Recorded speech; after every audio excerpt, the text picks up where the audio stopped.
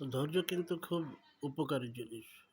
ধৈর্য ধরতে পারলে আপনি যে সময়টা ধৈর্য ধরে পার করবেন, সেই সময়টা পার হয়ে যাওয়ার পরে শেষ সময় একেবারে ধৈর্য শেষ হয়ে গেলে যে ফলগুলো মানুষ পায়, সেই ফলটা হয় আসলে কি বলবো? ওটাকে বলা হয় অমৃতের স্বাদ বলা যায়।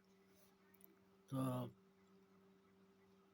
আর ধৈর্য ধরে যারা অস্থির হয়ে যায়, তারা কিন্তু লাস্টে গেঁড়াকলে পড়ে যায়। যেমন মনে করেন ৫ই আগস্ট আওয়ামী লীগ সরকারের যে পতন হলো, এই পতনের এগেইনস্টে যারা প্রতিবাদী কণ্ঠস্বর ছিলেন, তার মধ্যে পিনাক্কি ভট্টাচার্য, ইলিয়াস হোসেন, আ এনারা উল্লেখযোগ্য। কিন্তু এই মানুষ দুজন এনারা কিন্তু উপদেষ্টা হলে হতেও পারত।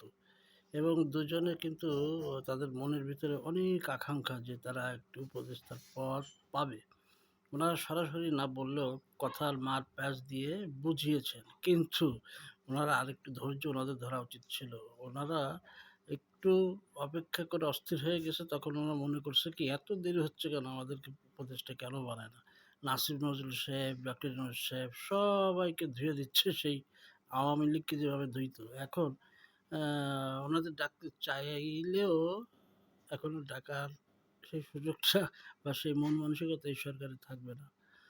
অতএব ধৈর্য এত ধরে ছিল তারা, এই দাদা পিনাক্কি, ইলিয়াস হোসেন, অনেকে। তা এই দুজন ধৈর্য ধরে শেষমেশ করছে কি আরেকটু ধৈর্য ধরতো, তা না অস্থির হয়ে এই সরকারের পুরো গতের গোষ্ঠী সহ এই সেই আওয়ামী লীগকে যেভাবে ধুয়ে দিত সেইভাবে ধুয়ে দিচ্ছে।